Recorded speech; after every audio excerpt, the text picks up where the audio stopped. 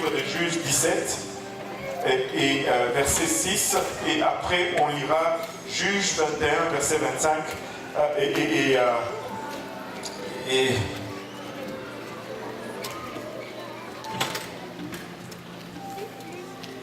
Juges 17, verset 6. Si vous l'avez trouvé, dites Amen. Amen. Si vous cherchez encore, dites j'arrive. Alléluia. Donc tout le monde est arrivé. Est-ce qu'on peut le lire tous ensemble? En ce temps-là, il n'y avait point de roi en Israël. Chacun faisait ce qui lui semblait bon. Juge 21, verset 25. Juge 21, verset 25. On peut le lire encore une fois tous ensemble. En ce temps-là, il n'y avait point de roi en Israël. Chacun faisait ce qui lui semblait bon. Chacun faisait ce qui lui semblait bon. Ce n'est pas bon quand chacun fait ce qui lui semble bon. Ce n'est pas du tout bon. Nous allons parler d'un des juges aujourd'hui. Nous allons nous arrêter sur la vie de Samson et nous allons tirer une leçon de vie. Et je pense que le Seigneur a mis à cœur de parler à quelqu'un aujourd'hui sur la vie de Samson. Amen. Prions tous ensemble. Seigneur, nous te rendons grâce éternelle pour ton amour, ta bonté, ta fidélité. Papa, nous te remercions pour le privilège que nous avons. Nous reconnaissons, Papa, être non mérité de nous tenir devant ton peuple, devant toi aujourd'hui, porter tes oracles. Seigneur, nous réalisons combien nous sommes inadéquats, Seigneur, en tant qu'hommes naturels et charnels. Les choses spirituelles sont folie pour nous et de nous-mêmes, nous ne pouvons les comprendre. Seigneur, aide-nous, Papa, à les recevoir aujourd'hui, aide-nous à les transmettre, moi, afin que je puisse le faire sans crainte, ni faveur, ni hésitation. À nous tous, Seigneur, afin que nous puissions recevoir cette parole de vie, qu'elle trouve une place dans nos cœurs où il va germer, produire le fruit, et que ce fruit nous conduise jusque dans la vie éternelle. Père, c'est avec action de grâce que nous te prions. Alléluia. Alors que nous anticipons, Seigneur, que tu confirmes ta parole avec des signes, des prodiges et des miracles. Au nom de Jésus, nous te prions. Disons tous au nom de Jésus.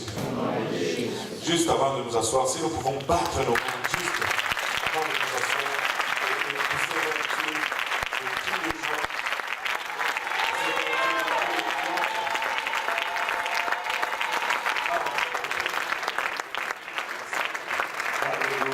Et vous pouvez vous asseoir.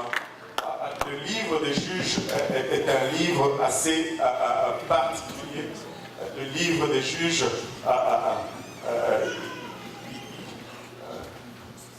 c'est pas grave, ne vous inquiétez pas, Dieu est au contrôle. Amen. Alléluia. Le livre des juges est un livre assez particulier. Le livre des juges arrive juste au moment où Israël sort de l'esclavage en Égypte.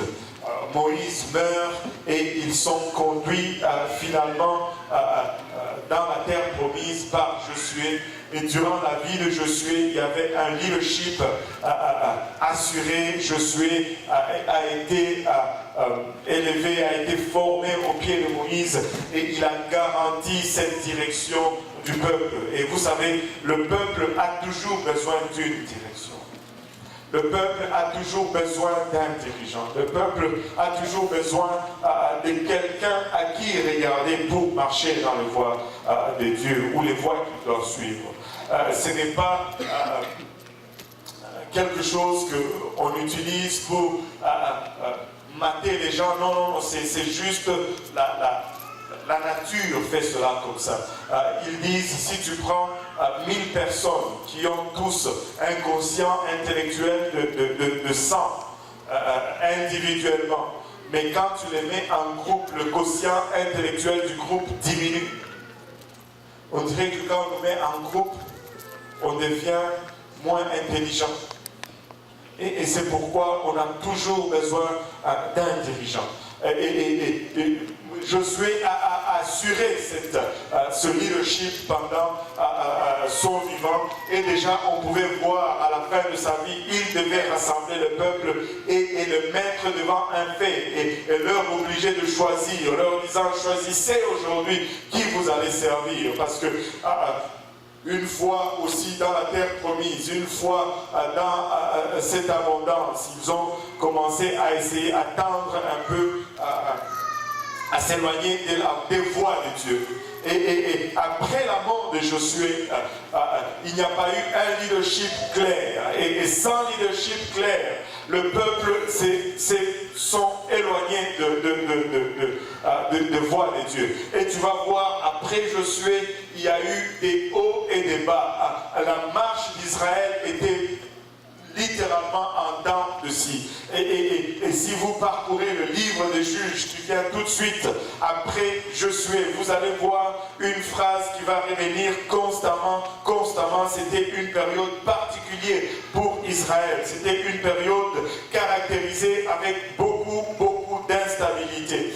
Juge 2, verset 11 nous dit, les enfants d'Israël firent alors ce qui déplaît à l'Éternel. Juge 3, chapitre 7, la Bible nous dit, les enfants d'Israël firent ce qui déplaît à l'Éternel. Juge 4, chapitre 4, verset 1 nous dit encore, les enfants d'Israël firent encore ce qui déplaît à l'Éternel. Juge 6, verset 1 nous dit, les enfants d'Israël firent ce qui déplaît à l'Éternel. Et constamment, les enfants de Dieu vont faire ce qui est désagréable à Dieu. Et à chaque fois qu'ils vont faire quelque chose de désagréable à Dieu, Dieu ne va pas être content. Et quand Dieu n'est pas content, il va retirer sa protection de dessus Israël. Et quand Dieu retire sa protection de dessus Israël, l'ennemi d'Israël qui l'environne a les dessus sur Israël. Et lorsque la main de son ennemi va être lourde sur Israël, Israël va commencer à réfléchir à son cas. Israël va commencer à penser à sa conduite. Et Israël va pleurer devant Dieu. Et Dieu va, dans sa grâce, entendre Israël. Et il va élever quelqu'un qui va le ramener dans le voie de Dieu et qu'on va appeler des juges. Ainsi, après Josué, il y a eu 16 juges qui se sont succédés entre les hauts et les bas d'Israël. Et certains nous connaissons comme celui que nous allons étudier aujourd'hui, Samson, d'autres que nous connaissons un peu moins comme Jephthé ou Othniel, mais ce sont des gens qui se sont élevés à des moments où Israël était en crise, Israël était en défaillance. Ils se sont élevés et par leur consécration, ils ont conduit le peuple de Dieu dans la voie de Dieu et Dieu a amené une délivrance de la main de leur oppresseur. Vous savez, une personne avec Dieu peut faire la différence. Amen. Une personne avec Dieu peut faire la différence. Tu peux te décider et dire, je vais mener une vie consacrée et faire la différence pour ta famille. Tu peux te décider et dire, je vais mener une vie consacrée à Dieu et faire la différence pour ton école, et faire la différence pour ton endroit de travail, et faire la différence pour ton voisinage, et même des fois faire la différence pour ton église.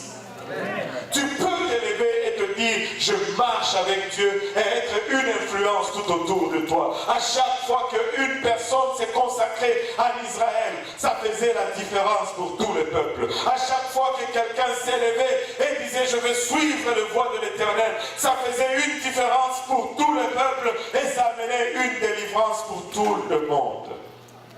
Et ainsi, nous allons voir que s'ils se sont succédés comme ça, des hauts et des bas, jusqu'au chapitre 13, encore une fois, ils étaient sous la main lourde de l'ennemi au chapitre 13. Et c'est là que nous voyons l'ange de l'Éternel envoyé dans un village d'Israël et parler à un homme, plutôt à une dame. Juge 13, verset 1 nous dit, les enfants d'Israël firent encore, que tout le monde dise encore, ce qui déplaît à l'Éternel. Et l'Éternel le livra entre les mains des Philistins pendant 40 ans. 40 ans de servitude. 40 ans à ne pas manger le produit de ton travail. 40 ans, tu sèmes et tu récoltes, quelqu'un d'autre vient et il t'enlève. Je ne sais pas si vous pouvez accepter cela. Il y avait un homme de Tsoré, le deuxième verset de la famille de Danite, qui s'appelait Manoach. Sa femme était stérile et n'enfantait pas. Cette femme, elle était stérile, elle n'enfantait pas. Vous allez toujours voir ce schéma dans la parole de Dieu. Et je ne sais pas, ça revient constamment dans mon étude de la parole de Dieu ces derniers temps. Les femmes stériles, les femmes stériles. Dieu, quand il veut faire quelque chose, il ne cherche pas nécessairement quelqu'un qui est déjà équipé, qui est apte. Il a pris des femmes stériles à plusieurs reprises dans la parole de Dieu. Et cela comporte un message fort et puissant pour nous tous ici. Dieu cherche juste la disponibilité. Dieu cherche juste que tu dises oui. Alléluia. Même si tu es stérile, s'il veut te rendre fertile, il te rendra fertile. Dieu veut rendre quelqu'un fertile en ces lieux. Dieu veut rendre quelqu'un fertile en ces lieux. Alléluia. Et écoutez, Dieu peut rendre fertile. Vous ne le croyez pas? Dieu peut rendre fertile. Je l'ai vu à plusieurs reprises. Dieu rendre fertile ici même. Ici même, Dieu a rendu fertile. Nous ne sommes pas fidèles à Dieu. C'est ça notre problème. Écoutez, je peux vous compter 5-6 femmes que Dieu a rendues fertiles ici. Et elles témoignent elles-mêmes combien Dieu les a rendues fertiles. Amen. Mais c'est toujours des hauts et des bas. Des hauts et des bas. Dieu t'a-t-il rendu fertile pour l'amour de Dieu? À un moment donné, nous devons juste nous décider et servir Dieu. À un moment donné, nous devons juste nous décider et marcher selon la voie de Dieu. À un moment donné, nous devons juste nous décider et taire les distractions de nos vies et juste vivre pour Dieu une fois pour toutes. Parce que on and off, j'en ai perdu même mon français, je me retrouve en anglais. Nous risquons de nous retrouver un jour mal pris à l'extérieur et la trompette sonne. Ça ne fait pas partie de mon message. Mais laissez-moi vous dire, Dieu veut rendre quelqu'un stérile, plutôt fertile encore une fois. Dieu veut rendre quelqu'un fertile encore une fois. Et cette femme était fertile. Dieu plutôt était stérile. Et Dieu savait qu'elle était stérile. Elle lui dit, tu auras un bébé.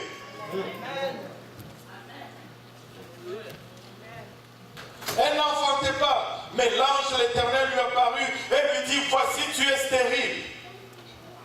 Et tu n'as point d'enfant. Mais tu deviendras enceinte et tu enfanteras un fils. Maintenant, prends bien garde. Et l'ange lui donne ce qu'elle devait faire. Tu ne dois pas boire du vin, ni de la liqueur forte. Tu ne mangeras point rien d'impur. Et toutes ces choses. Regardez le verset 5. Car tu vas devenir enceinte et tu enfanteras un fils. Le rasoir ne passera point sur sa tête, parce que cet enfant sera consacré à Dieu dès le ventre de sa mère. Et ce sera lui qui commencera à délivrer Israël de la main des Philistins. Il commencera seulement, mais il ne finira pas. Il commencera seulement, mais il ne finira pas. Et la femme, tout contente, court avertir son mari, et son mari qui dit, mais attends, moi je n'ai pas vu cet homme de Dieu. Et il prie, Seigneur, si il te plaît, envoie encore cet homme, qu'il vienne et qu'il me dise ce que je dois faire pour cet enfant. Techniquement, il n'a pas vraiment cru à sa femme. Amen. Il fit après, Seigneur, au verset 8. Que l'homme de Dieu que tu as envoyé vienne encore vers nous et qu'il nous enseigne ce que nous devons faire pour l'enfant qui naîtra. Mais la femme déjà le savait. L'homme de Dieu avait déjà tout dit à sa femme. Mais il écoute sa femme, il dit non, moi je veux voir l'homme de Dieu moi-même. Il faut écouter sa femme. Alléluia. Pourquoi ce sont les femmes seulement qui disent amen?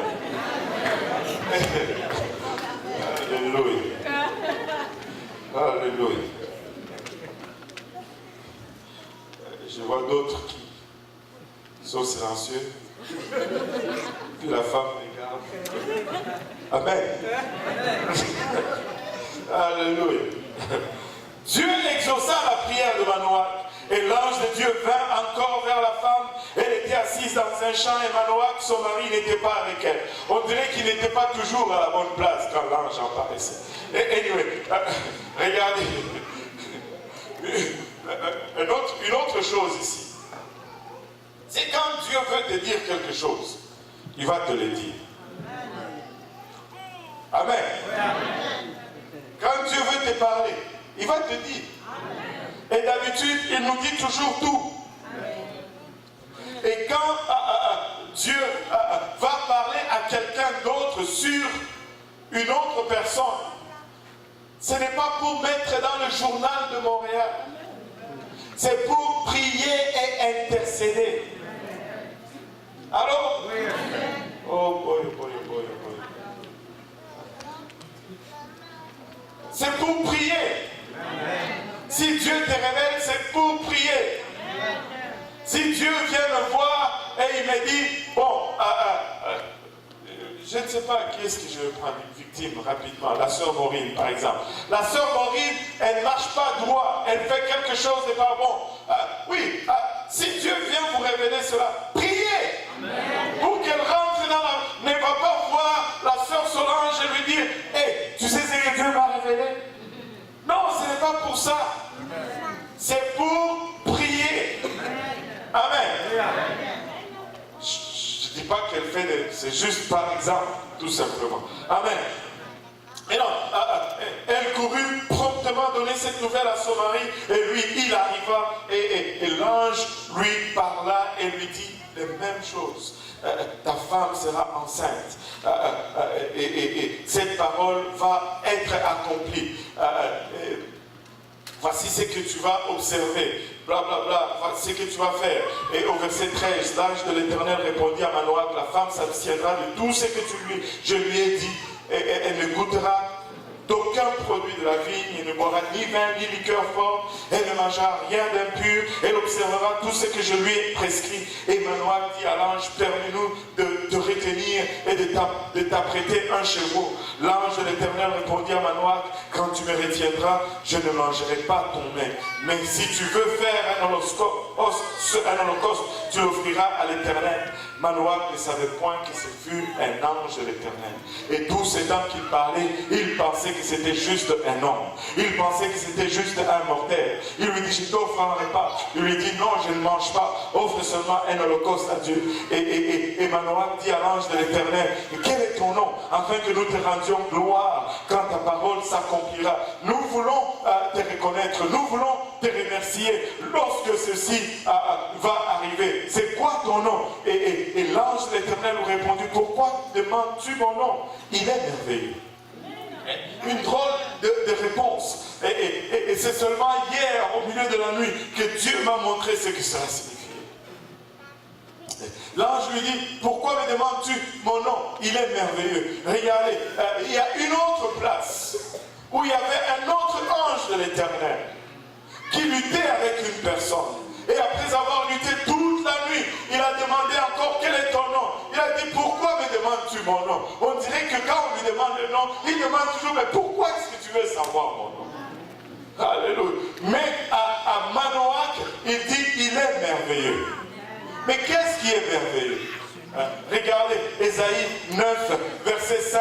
Alléluia. Ésaïe 9, verset 5. Est-ce que tu as la version Darby? Toi aussi. Comment tu n'as pas la version Darby? Moi, j'ai la version Darby. Moi, j'ai la version Darby. Dans la version Darby, c'est le verset 6, comme en anglais. Il dit, car un enfant nous est né, un fils nous a été donné, et le gouvernement sera sur son épaule, et on appellera son nom merveilleux. Le mot admirable, alléluia, dans Louis II, c'est vraiment merveilleux. Pourquoi tu me demandes mon nom? Il est merveilleux. Il dit, il est l'ange de l'Éternel. Il est la manifestation du Dieu Tout-Puissant. Il est merveilleux. En d'autres termes, il est est en train de dire, je suis ton créateur. Alléluia. Il est le conseiller, il est le Dieu fort, il est le Père du siècle, le Prince de la paix. Alléluia. Quand nous adorons Jésus, nous n'adorons pas une autre personne, une autre divinité. Cet enfant qui nous est né, c'est le merveilleux qui est apparu à Manoach. C'est le merveilleux qui est apparu à Manoach. Alléluia. Jésus est Dieu dès le commencement. Il est Dieu. C'est lui qui a créé la terre. C'est lui qui l'a suspendu dans le vide. C'est lui qui a étendu les cieux au-dessus de nos têtes. Il a décoré des étoiles. Il élève les montagnes. Il rabaisse les vallées. Il arrose les sommets des montagnes. Et l'eau coule. Alléluia. Le long des collines. Alléluia. Et arrose les vallées. Et fait pousser des arbres, des plantes et des germes qui servent de nourriture à tous les animaux. Et savez-vous quoi? Toute la nature regarde après lui pour leur nourriture. Il ouvre sa main, ils sont rassasiés. Il referme sa main, ils sont saisis de crainte et de froid. Il est notre Dieu. Il est notre Dieu. Il est merveilleux. Il est merveilleux. Alléluia. Il est merveilleux. Alléluia. Et quand Manoach finalement offre le chevreau, l'ange apparaît dans la lumière et Manoach dans la fumée et Manoach a peur. Il dit nous allons mourir. Et sa femme dit encore toi, nous n'allons pas mourir. Si nous allions mourir, pourquoi il a nous dit qu'on va avoir un enfant? Écoutez, toutes les promesses que Dieu m'a faites ne sont pas accomplies. Je ne suis pas prêt à mourir encore. Toutes les promesses que Dieu m'a promis ne se sont pas accomplies. Alléluia. Je ne suis pas prêt à mourir. Je ne suis pas prêt à mourir. Alléluia. Ne m'enterrez pas encore. Alléluia. Ne me déclassez pas encore. J'ai encore une promesse qui reste dans mon sac. Alléluia. Oh la makota manahota. Gloire au nom de Jésus. Alléluia. Nous ne sommes pas prêts à mourir. Alléluia. Nous n'avons pas encore fini. Dieu ne fait que commencer avec nous. La femme éventuellement enfanta un fils et on lui donna le nom de Samson. Et cet enfant était le petit le plus fort du quartier. Il tabassait tout le monde. Et il ne fallait pas blaguer avec Samson. En un tour de mouvement, tu étais à terre et tu mordais la poussière. Il était à part de tous les autres. Tous les enfants d'Israël coupaient leurs cheveux. Tous les garçons d'Israël coupaient leurs cheveux. Lui, il ne coupait pas les cheveux parce qu'il était consacré à Dieu. Amen. Il était consacré à Dieu. Il ne mangeait pas de raisin. C'est dommage, le raisin c'est bon, mais il ne mangeait pas de raisin, il était consacré à Dieu. Et si vous étudiez le vœu de Naziria, on voit cela dans le livre de Nombre 6, Nombre 6, verset 1, l'Éternel parla à Moïse et dit, parle aux enfants d'Israël et tu leur diras, lorsqu'un homme ou une femme se séparera des autres en faisant un vœu de Naziria pour se consacrer à l'Éternel, il s'abstiendra de vin et de boissons enivrantes, il ne boira ni vinaigre fait avec du vin, ni vinaigre fait avec une boisson enivrante, il ne boira d'aucune liqueur tirée des raisins, et il ne mangera point de raisins frais ni de raisins secs. Pendant tout le temps de son naziria, il ne mangera rien de ce qui provient de la vigne. Sautons verset 6. Pendant tout le temps qu'il a voué à l'Éternel, il ne s'approchera point d'une personne morte. Samson avait une consécration et Samson devait respecter cela. Et du temps qu'il respectait cette consécration, Samson était imbattable. Du temps qu'il respectait son vœu, alléluia, aucun homme ne pouvait vaincre Samson. Du temps qu'il gardait sa consécration, nul ne pouvait tenir devant lui. Samson, il pouvait venir en nombre, Samson les battait. Il a commencé à grandir. Et comme tout garçon qui grandit, il commence à s'intéresser aux femmes. Vous savez, je me rappelle des enfants.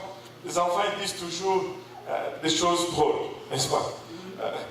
Ils sortent toujours des choses extraordinaires. Et mon fils Yo-Yo, des fois, il nous sort toujours des trucs extraordinaires. Ce matin, il est en train de dire à sa mère qu'il veut économiser de l'argent pour acheter une paire de chaussures d'un basketteur quelconque, je ne sais plus qui. Sa mère lui dit, mais ces choses, c'est démoniaque, ça, c'est des gens du monde. Et puis, pourquoi tu ne t'achètes pas juste des Reebok? Et puis, il regarde sa mère et dit, est-ce que tu veux me dire que c'est pasteur David Bernard qui a inventé le ruban?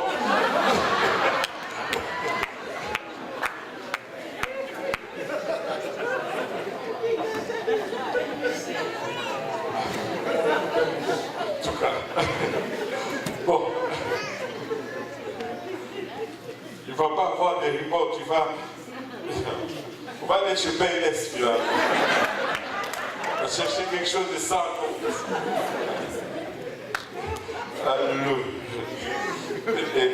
Tu sais, quand il était petit, on lui dit,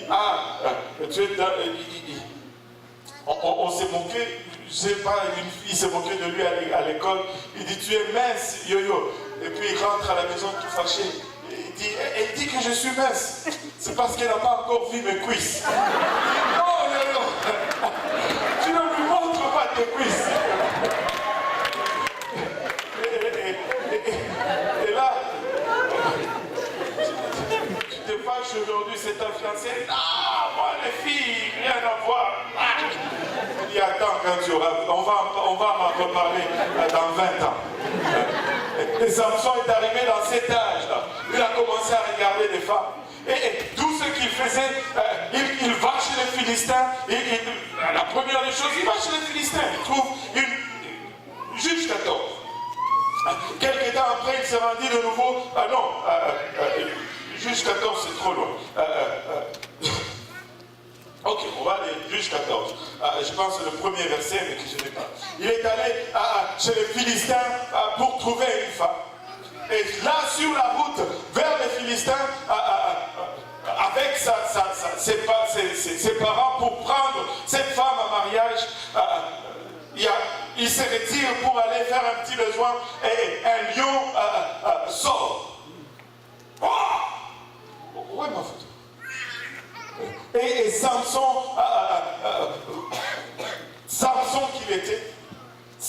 qu'il était, il prend le lion avec ses mains, il déchire le lion et le lion tombe mort cadavre. Et puis, quelques temps après, il repasse par le même chemin.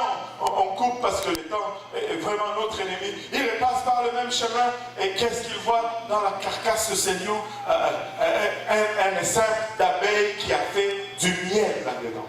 Et il voit dans ce cadavre, que tout le monde dise cadavre, cadavre de lion, il plonge ses mains, il prend le miel et il mange, et le miel c'est bon. Regardez ceci, c'est là où j'en étais, le verset 9 du chapitre 14. Il prit entre ses mains le miel dont il mangea pendant la route, et lorsqu'il fut arrivé près de son père et de sa mère, il leur en donna, et ils en mangèrent, mais il ne leur dit pas qu'il avait pris ce miel dans le corps du lion. Il avait un vœu. Il ne devait pas toucher les morts. Il ne devait pas s'approcher des morts. Mais là, il a mis ses mains dans un cadavre de lion. Et il a pris le miel. Et il a mangé. Mais regardez ceci. Il n'a pas dit à ses parents. Vous savez, tu arrives toujours à une place dangereuse. Lorsqu'il commence à y avoir des secrets dans ta vie. Tu arrives à une place dangereuse lorsqu'il commence à y avoir des choses que tes parents ne savent pas dans ta vie. Et Samson, tranquillement, il est en train de s'éloigner de la voie qu'il devait suivre, mais il choisit de garder secret. Il choisit de se taire. Il ne dit rien à ses parents. Alléluia. Le père de Samson descendit chez la femme et là Samson fit un festin car c'était là la coutume. Et Samson fait la devinette pour arriver rapidement au point. Il n'a dit à personne la devinette. Et quand tout le monde échoue, ils font la pression sur sa femme soutire le secret à Samson. Et Samson est fâché pour cela. Il tue les gens, il paye le prix de sa devinette et il part. Et son beau-père, pensant que Samson est fâché, n'est plus intéressé par la fille, donne la fille à quelqu'un d'autre. Mais un temps après, Samson revient. Ne trouvez-vous pas quelque chose de bizarre dans ce récit? il va, il épouse quelqu'un, mais il ne vit pas avec la femme. Il est tout le temps en train d'aller ça et là. Il y a un appel dans sa vie. Il y a un don dans sa vie. Mais il y a un constant désordre. Il n'y a pas une quelconque stabilité. Écoute, tu dois arriver à une place où tu te décides tout simplement, je vais vivre pour Dieu.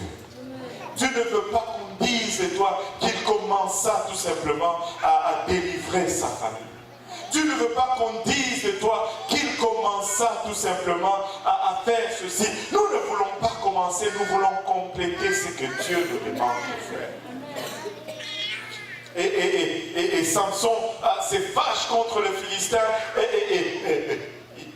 il sort, il rassemble 300, c'est quoi, des chacals, de renards, 300 renards. Vous savez, imaginez-vous un peu un homme qui maîtrise 300 renards. Comment il a fait? La main de Dieu était sur cet homme. Il y a beaucoup d'instabilité dans sa vie, mais la main de Dieu était sur cet homme.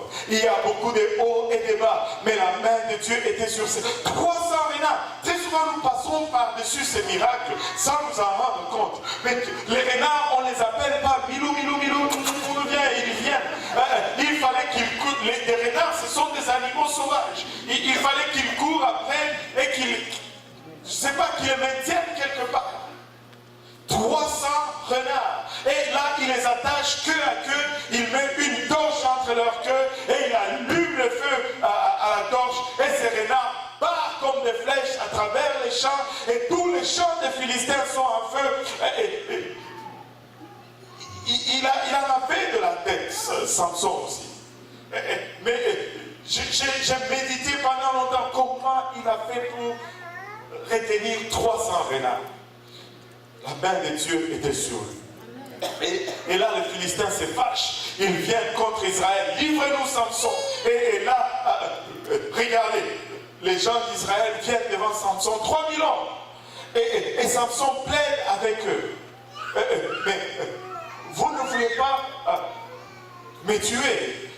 Ils disent non, nous n'allons pas te tuer. Nous allons juste t'attacher et nous allons te donner aux Philistins. J'ai gratté ma tête encore une fois la nuit. J'ai dit, mais cet homme, il était fort, il était puissant. Il pouvait tuer tous les 3000 Israélites. Amen. Oui, amen. Il n'avait pas besoin de négocier avec eux. Mais écoute, il ne pouvait pas se permettre d'utiliser le don de Dieu contre son propre peuple. Les dons de Dieu sont toujours pour l'édification du peuple et non pour la destruction ou la division du peuple. Il dit, ne me tuez pas, ne me tuez pas. Il était capable de se défendre. C'était Samson. Il venait de déchirer un lion. Il dit, ne me tuez pas.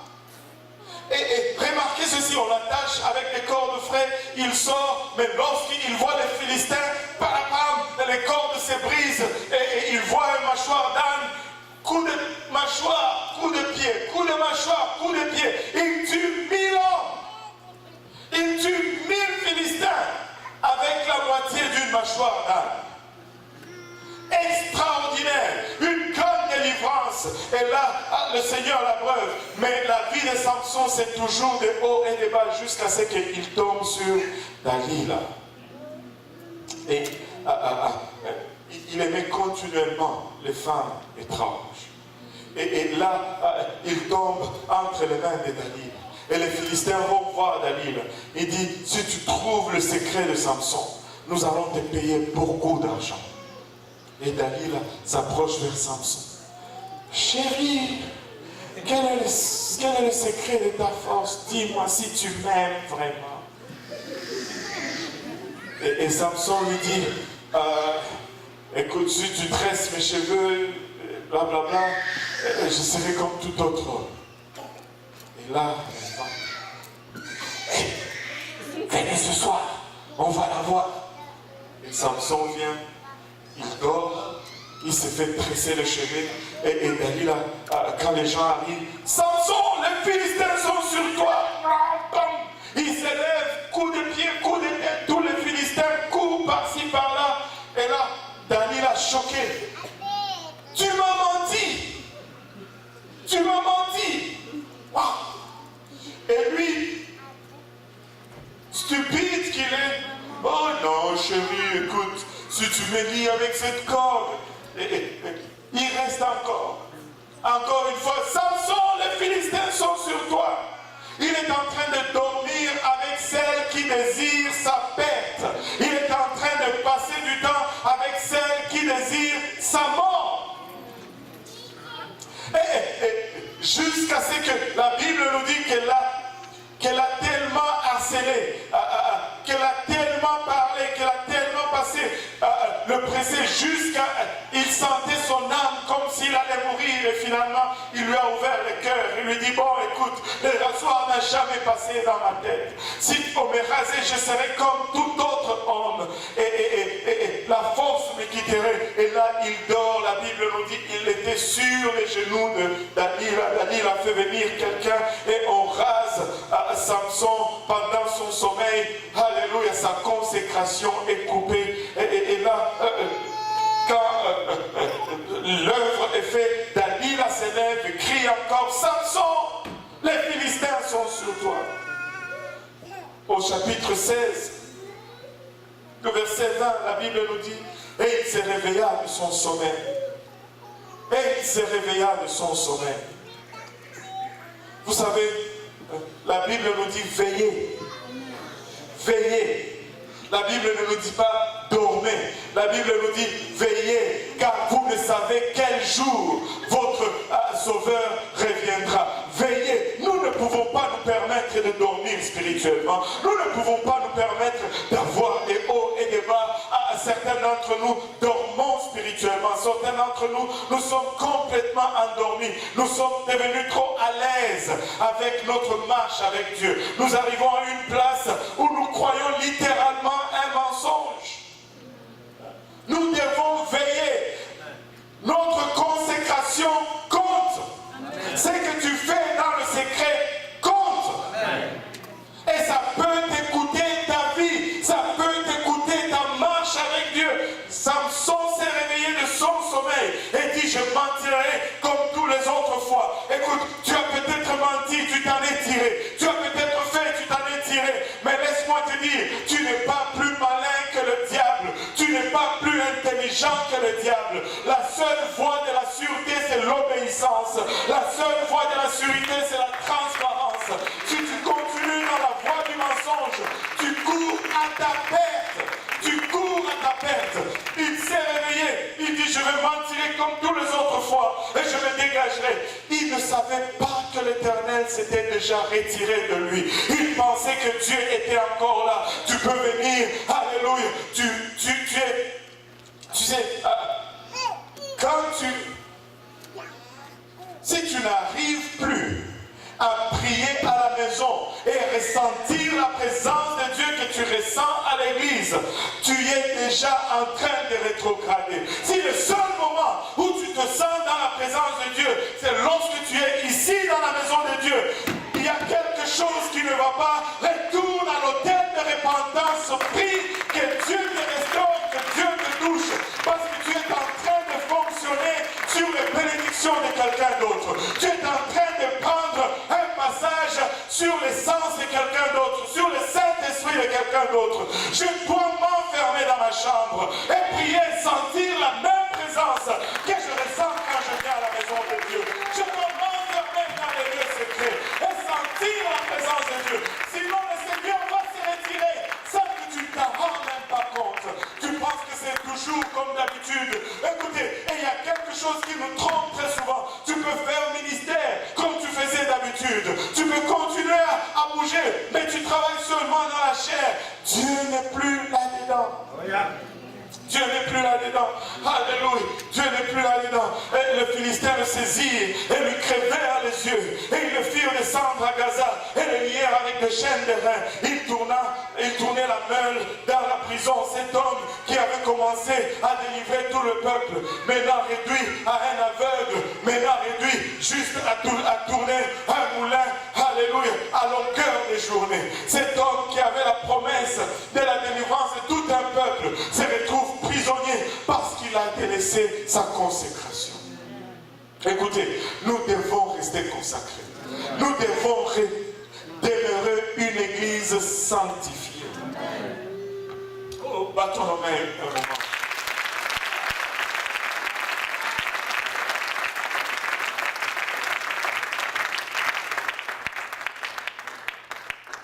Vous savez, ça commençait à ressembler à une fin tragique. Celui que tout le monde craignait et respectait est devenu probablement une raison de raillerie et de moquerie. Celui que tout le monde craignait et fouillait, ne voulait même pas entrer en contexte de combat, est devenu une raison de rire. Et il était prisonnier et les yeux étaient créés, tu peux t'imaginer, n'est plus capable de voir.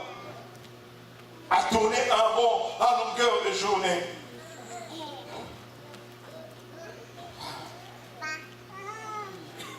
Mais le verset 22 nous dit, cependant les cheveux de sa tête recommençaient à croître depuis qu'il avait été rasé. Et le prince de Philistin et le diable est méchant. Le diable ne t'aime pas. Écoute, il y a de ces choses que tu vas faire. Le diable ne t'aime pas. Le diable veut te ridiculiser. Le diable veut t'exposer, se moquer de toi et rire de toi. Écoute, il y a des moments où il faut juste faire une décision. Il faut juste se décider, je veux vivre pour Dieu. Et là, ses cheveux commençaient à repousser. Et là, le Philistin le sort. Ils avaient une fête à l'honneur de leur dieu Dagon. Et il dit, sortez Samson. Il va faire le clown. Et on va le voir, on va rire. Et on sort Samson qui est aveugle, qui essaie de trouver le chemin. Écoutez, il se cogne ici, il se cogne là. Et les gens rient. Et on voit celui qui terrorisait une fois Israël, qui devient juste un sujet de moquerie. Et c'est là que le diable veut te conduire. Alléluia. Et les gens sont remplis dans ce théâtre. Et Samson, regardez le verset 27 du chapitre 16. On va regarder 26. Et Samson dit au jeune homme qui le tenait par la main, laisse-moi afin que je puisse toucher les colonnes sur lesquelles repose la maison et m'appuyer contre elle. Et il dit, conduis-moi aux colonnes, s'il te plaît. Et laisse-moi m'appuyer contre elle. La maison était remplie d'hommes et des femmes. Tous les princes des Philistins étaient là. Et ils avaient sur le toit environ 3000 personnes, hommes et femmes, qui regardaient Samson jouer. Alors Samson invoqua l'Éternel. Alors Samson invoqua l'Éternel. Écoute, laisse-moi redire encore une fois. Peu importe où tu te trouves dans ta marche avec Dieu, peut-être que tu as perdu ta consécration, peut-être que tu n'es plus là où tu devrais être, mais ça commence toujours à la même place, ça commence toujours par la prière.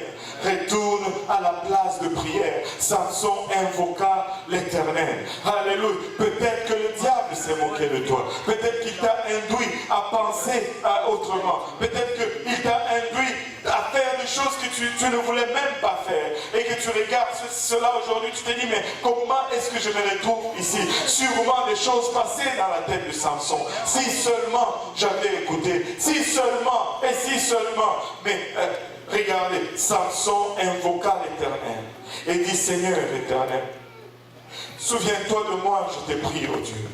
Donne-moi de la force seulement cette fois et que d'un seul coup je tire vengeance des Philistins pour mes deux yeux.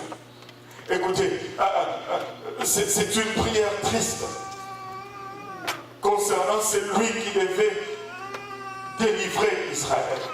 Il avait seulement commencé.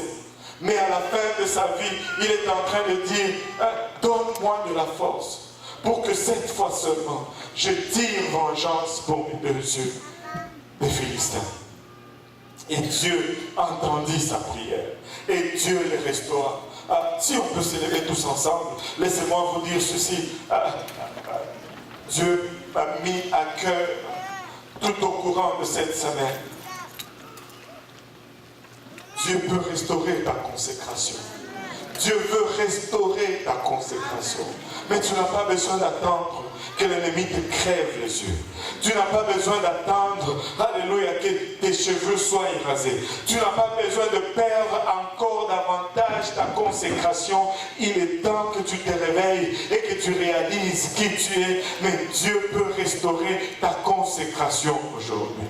Nous servons un Dieu qui restaure.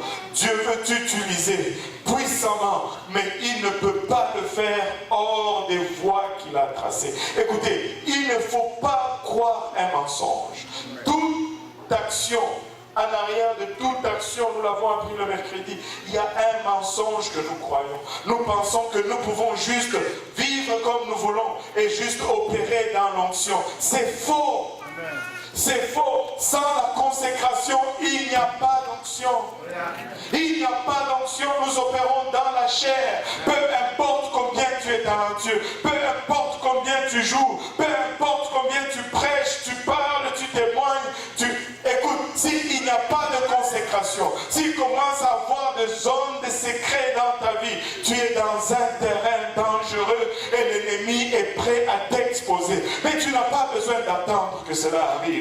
Tu peux te détourner aujourd'hui. Tu peux te dire, je me consacre aujourd'hui. Seigneur, je veux restaurer, alléluia, ce que tu avais comme plan.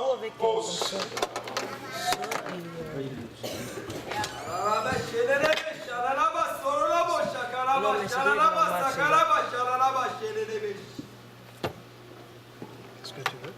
Je pense qu'on fait comme ça, mais différent. Comme pour arc.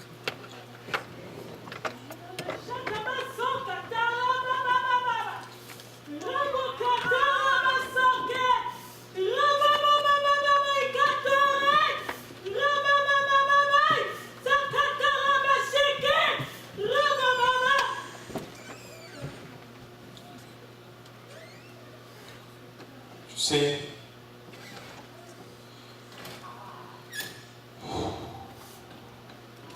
je t'ai déjà parlé sur l'importance de ta consécration.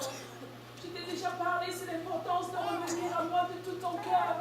Parce que tout ce que tu regardes, tout ce que tu vois, ça va passer. Mais moi, je suis la vie éternelle. Mais moi, je suis la vie éternelle. Moi, je restaure, je restaure. vous savez, il y a une telle voix qui paraît juste à l'homme, et son issue, c'est la mort. Une voix qui paraît juste à un homme, mais son issue, c'est la mort. Proverbe 16, 25. Telle voix paraît droit à un homme, mais son issue, c'est la voix de la mort. Dieu t'a choisi parmi des milliers. Il t'a doté de ce qu'il avait le plus précieux. Et il ne veut pas te voir continuer sur la voie de la destruction. Nous servons un Dieu de deuxième chance. Tu peux te tourner d'où tu es, te repentir de ses voies et servir Dieu. Et vivre selon les plans qu'il a pour toi. Et toutes ces choses que ton cœur désire, toutes ces choses qui t'induisent au fait sur ce chemin, il est capable de te les donner. Sans les douleurs que l'ennemi lui attache. N'est-il pas Dieu? N'est-il pas Dieu? Il est Dieu et il t'aime. Il t'aime énormément. Il t'aime profondément. Mais tu n'as pas besoin d'aller jusqu'à être prisonnier de l'ennemi. Celui que le Fils de l'homme a franchi, il est vraiment libre. Dieu t'appelle à le servir, à vivre pour lui, à mettre tout le potentiel qu'il a placé en toi, son service. Il y a un pouvoir dans la consécration. Mais pour le moment, tu es en train d'opérer seulement dans la chair. Parce que ta consécration n'est pas Et si tu te reconsacres comme Samson, Dieu restaurera ce pouvoir. Dieu restaurera ce pouvoir. Il veut restaurer ce pouvoir. Il veut t'amener à cette dimension où tu vas faire juste un petit peu plus pour ce pouvoir. Le temps nous fait vraiment défaut, il est déjà 16 heures. Si nous pouvons venir en avant très très rapidement, juste dire Seigneur, me voici, Seigneur, me voici. Et si tu es là, tu nous visites aujourd'hui et que tout ceci te semble un peu étrange, il y a un premier niveau de consécration à laquelle je n'ai pas pu arriver. Notre premier niveau de consécration, c'est lorsque le Seigneur nous prend à part, nous sort de ce monde. Et cela commence par notre repentance.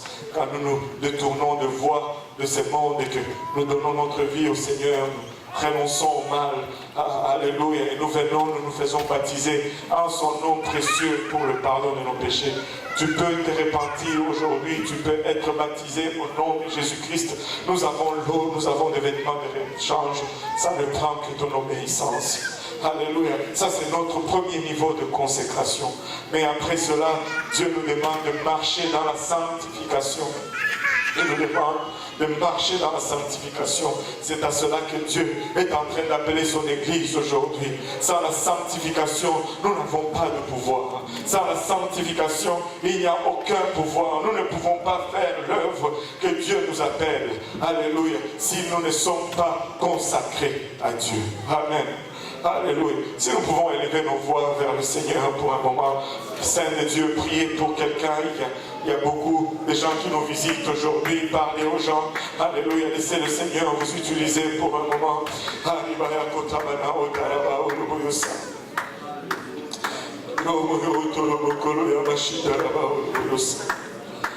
Dieu t'aime aujourd'hui. Dieu t'aime. Alléluia. Koroma ya hitaraba ulubuyu sanda. Koroma ya hitaraba ulubuyu sanda raba ulubuyu sanda. Ikoroma ya hutaraba ulubuyu sanda raba koroya masanda. Alléluia Jésus, alléluia Seigneur, alléluia. Gloire au nom de Jésus. Si vous êtes là et que vous n'êtes pas encore baptisé au nom de Jésus, vous pouvez l'être aujourd'hui. Nous avons de l'eau, nous avons des vêtements, ça ne prend que votre obéissance. Mais si vous êtes écarté un peu de la voix de Dieu, alléluia, Dieu vous appelle aujourd'hui. Alléluia, Dieu, alléluia, vous appelle à la réconsécration aujourd'hui. Et Dieu peut restaurer ta marche aujourd'hui. Dieu peut te remettre sur le droit chemin aujourd'hui. Dieu t'aime et Dieu peut faire plus. Alléluia. Dans cette deuxième partie, alléluia, avec ta marche qu'il a fait dans la première partie.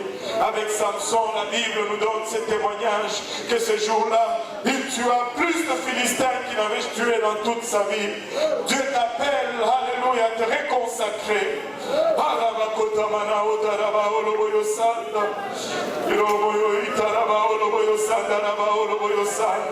Dieu t'aime aujourd'hui.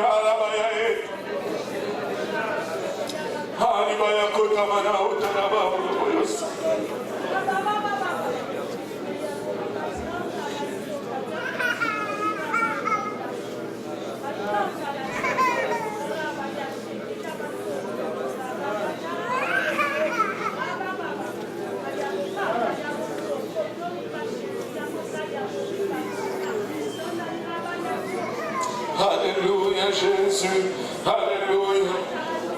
Sa main n'est pas loin aujourd'hui, sa main n'est pas loin. Il nous appelle, alléluia, à nous resoumettre à sa volonté. Il nous appelle à revenir sur ses voies. Il nous appelle à notre consécration, à la prière, à sa maison, à notre marche avec lui. Il nous appelle à nous réconsacrer, alléluia.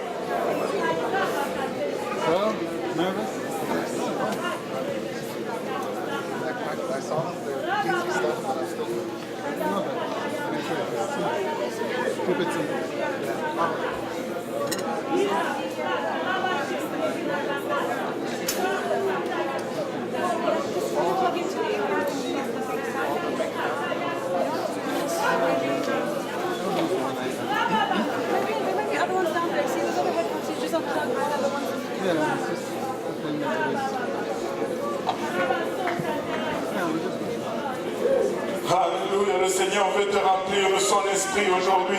La main de l'Éternel est en train de bouger sur toi. Alléluia. Tu te laisses juste aller. Tu adores ton Dieu. Tu laisses sortir ta voix. Tu laisses sortir ta voix. Alléluia. Alléluia. Il déclare dans sa parole que c'est avec un peuple aux lèvres tremblantes et à la langue balbutiante qu'il parlera. Il n'est pas loin, il n'est pas loin. Il n'est pas loin aujourd'hui. Il n'est pas loin, alléluia. Tu lui ouvres ton cœur, tu l'adores avec ton ventre, tu l'adores avec ton sein, non avec, alléluia, ta tête.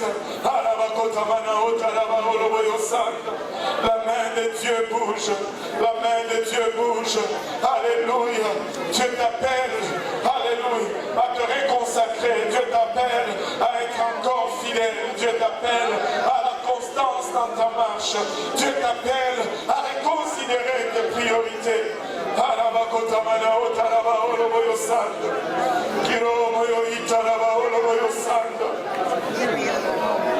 Alléluia Jésus. Alléluia Seigneur. Alléluia. Alléluia. Alléluia Seigneur.